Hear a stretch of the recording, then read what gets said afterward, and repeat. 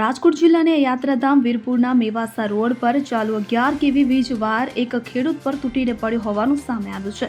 વીરપુરના Mevasa road પરના એક ખેતરમાં શાકભાજી ઉતારવાનું કામ કરતા ખેડૂત ઉપર જીવંત વીજ વાયર તૂટી પડ્યો હતો। ત્યારે જીવંત વીજ વાયર ખેડૂતના માથે પડતા ખેડૂત ગંભીર રીતે દાઝ્યા હતા। ભીખુભાઈ વાઘાસિયા નામના ખેડૂતના માથાના વાળ પણ જીવંત વીજ વાયરમાં ચોંટેલા જોવા મળ્યા હતા। ત્યારે ખેતરમાં કામ કરતા અન્ય ખેડૂતે ભીખુભાઈ વાઘાસિયા ને વીજ વાયરથી દૂર કર્યા, જે બાદ ઇજાગ્રસ્ત ખેડૂતને ખાનગી હોસ્પિટલમાં આઈસીયુમાં સારવાર હેઠળ ખસેડાયો હતો। આ ઘટનાને પગલે પીજીવીસીએલના અધિકારીઓ સહિત ટીમ સ્થળે દોડી આવી જરૂરી કાર્યવાહી હાથ ધરી હતી।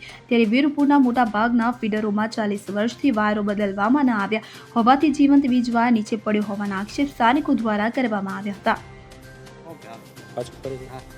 રમેશભાઈ સોરઠિયા, હું અહીંયા ભીખુભાઈની વાડીએ શેરડી કાપવા આવ્યો હતો અને તાર તૂટ્યો, અવાજ આવ્યો ભફનેરાનો, અને પછી જોયું તો ભીખુભાઈ ત્યાં નીચે પડેલા હતા। તો તાત્કાલિક મેં 2 જણાને અવાજ કરીને બોલાવ્યા અને એને તાત્કાલિક દવાખાનાની સારવાર નીચે લઈ જવાની કોશિશ કરી, વાહન બોલાવ્યું અને જોયું તો તાર નીચે આમ અડી ગયેલો, થોડોક છેટો હતો અને જર્જરિત થઈ ગયેલા તાર હતા ને બધું ચેક આમ જોયું તો જૂના તાર ને એવું બધું હતું। તો એ ખરેખર રિપેરિંગ કરવું જોઈએ પીજીવીસીએલને।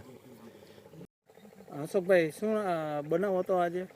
આજે મારા કાકા શાકભાજી ઉતારતા, અમે કામ કરતા હતા, ચાલુ 3 ફેઝ લઈને તાર તૂટીને થાંભલેથી માથે પડ્યો મારા કાકાને। બહુ ગંભીર ઈજા થઈ છે, એટલે સારવાર માટે દવાખાને છે અને હાવ તાર બધા પતી ગયેલા, ગરા પડેલા।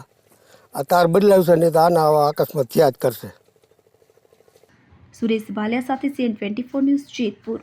હવે જુઓ દેશ દુનિયાની તમામ ખબરો તમારી આંગળીના ટેરવે। ઉઠાવો મોબાઈલ અને Google Play Store પરથી ડાઉનલોડ કરો અમારી CN24 ન્યૂઝ મોબાઈલ એપ।